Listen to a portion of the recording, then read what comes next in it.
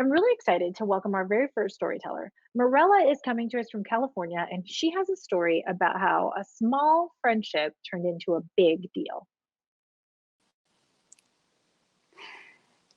Take it So away. oh, thank you. Sorry. The year was 1983, and I was a 10-year-old latchkey kid new to the San Fernando Valley living with a single mom. And this was my first day of school. I remember waking up and being super excited.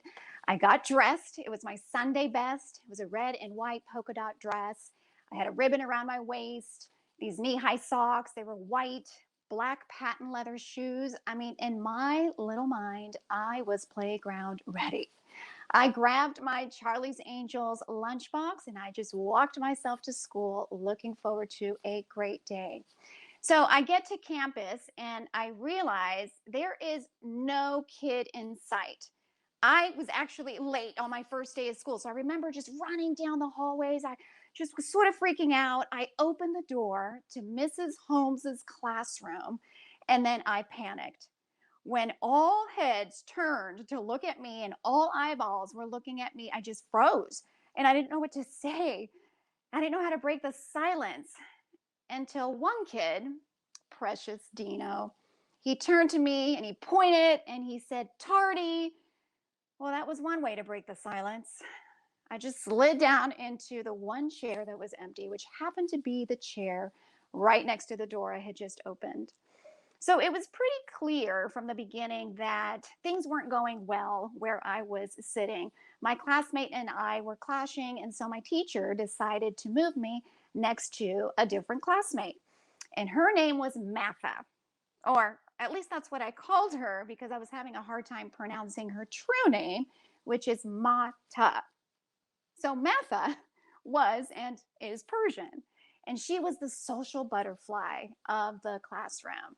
We could talk about anything. There was just an ease when we were together. She would make me laugh, and for a shy kid like me, it just was very welcoming to have that kind of easy friendship. So Mata and I are very alike in some ways and very different in other ways. She has these really big green eyes, beautiful. She has fuzzy brown hair and these tiny little wrists, which to this day she blames for not being able to do a push up, which cracks me up. But aside from that, the things that we do have in common is that we're both from immigrant families. So her family is from Iran, my family is from Mexico. We're both former ESL students, so English is our second language. We grew up with very little, just nothing fancy. We shopped at swap meets. Our parents worked at very low paying jobs, and that's just the way that we grew up.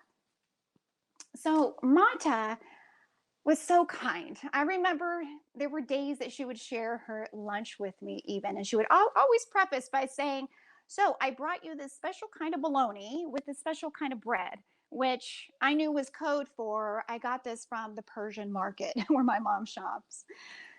So fast forward to now us being adults.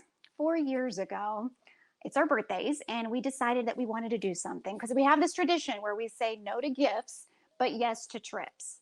So it was her idea to take a road trip, and we had never taken a road trip. So I was open to the idea. Well, what were you thinking, kind of thing. And she says, "Why don't we take a drive, go back to our hometown, back to our roots? I mean, that's what we'll call it. We're going to go on an adventure and we'll just revisit all our favorite places. We'll keep it very low key, simple, and we're just going to reminisce." And I loved this idea. So the two of us were excited. We pack up her black Honda Civic. We had an overnight bag, and we decided that we were going to bring boxes of old photographs. So pictures that we had taken since we were 10 years old. And we had lots of them because growing up, we loved to take pictures. And that was with the old fashioned cameras, the cameras and the rolls. And so we just love, we have packages of them. So we're ready. We're set to go on this adventure, our back to our roots. So we gas up, we go to the gas station, we buckle in, crank up the country music, and then 30 minutes later, we're there. Beautiful downtown Burbank. It's home of NBC Studios and Universal Studios. That's where we grew up. It was exactly 35 miles away from where we live now, 5 cities over, And there we were in Burbank. So I remember being in our hotel room and we were sitting on the floor and going through boxes of pictures, reminiscing about old times. And we were like an old married couple, like filling each other in and reminding each other of the stories. And some things we had forgotten, some details were really crystal clear. And we're looking through these pictures, and all I can think is, wow, look at us. We look so young, we look so innocent, and we look really 80s with the big hair and the perms. So as we're going through these pictures, we come across the picture, the very first picture of us ever. And I'm pretty sure it's a photograph that Mrs. Holmes had taken of us. So we're at school, we're in the sandbox, and we're sitting inside one of these huge spider structures. So when we see that picture, we both agree this has to be our first stop. So we drive ourselves over to Miller Elementary School, and as soon as we stepped foot on campus, it was like we regressed to young girls again, like 10 years old. We were skipping down the halls and running on the playground. And we even stepped foot on this old auditorium, or stepped foot on the stage in this old auditorium. And we reminisced of how we sang for the sixth grade talent show. We sang a cappella to Shirley Temple's Old Ship Lollipop. And I have to say, we had no business singing then. We had no business singing out and now, but we didn't care. It was just fun to be back. Everything just seemed so small on this campus. And sadly, that sandbox and that spider structure was no longer there, but we still were able to take a picture and we could remember, what it was like to be on campus. So then from there, we went to a local park. And this park, it was a place that we spent so much time when we were young, before we could drive, because it was walking distance. And this park has this beautiful library, a library with these huge wooden doors and beautiful just structure and archways and windowsills and plants and flowers. And yes, we had pictures of when we were young in front of all these places. And so part of this trip of going back to our roots, we had decided was to recreate these photographs. As we came across these photographs, we said, you know what, this is what we're going to do. We're going to go back to these exact locations, and we are going to pose in the exact same way, and we're going to have the exact same expressions. So that's really what this trip became, is a time for us to just go back to these memorable places that we had photographed ourselves in. And so then from the park, we went back to her house. And we wanted to take a picture on her front porch, because this was a place, again, before we could drive, we spent so much time sitting on her porch. Remember her having this outdoor lawn, this couch, and we would sit there and we would talk for hours and laugh at nonsense. And we would talk about things like who was going to get the first perm, or who was going to take ice skating lessons first, because neither one of us could afford them. But we talked about that, and we would talk about, okay, well, you're going to marry the next driver in the next red car that passes by, because those are the types of games that we played back then.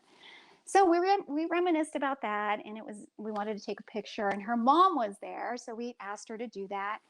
And at that time, sadly, she was suffering from Parkinson's disease, so her hands were very shaky, and she was very self-conscious about taking our picture, and she didn't want to, and we insisted. And in the end, she took our photograph, and it was perfect. It was beautiful. So then from there, we went to our favorite place to eat back then, which was Carl's Jr. Now, I said before, we didn't grow up with a lot of money. We didn't eat out a whole lot because we just didn't have the money. But occasionally, we would pool our money together, and we would go out and we would share one famous store with cheese, an order of fries, and a Coke. And I have a photograph of us way back then. We were probably teenagers. And the picture has us sitting in the booth eating our burger with a tabletop number of 24. So it seemed fitting that when we went back, that we insist that we have the number 24. And sure enough, the cashier was kind enough to go through the whole stack of numbers, gave us number 24. We recreated that picture. And then our last stop was our community college where we went to school, Glendale Community College.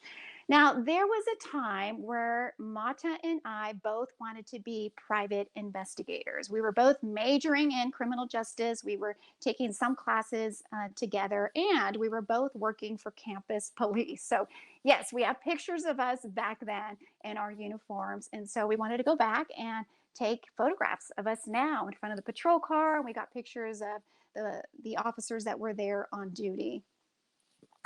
So having said all of that, I think of just a friendship in general. Like, what is the secret to the longevity of a friendship like ours? And I would say, with Mata and I, she's my friend. So when something good happens, I don't compete with her. I celebrate her successes. I'm her biggest cheerleader, as she is for me. When I buy a lipstick that looks good on me, I'm happy to share it because I know it's going to look good on her. And so when she offered us this opportunity, this trip to go back to our roots, I said yes. And that was one of the most memorable trips that we have had together.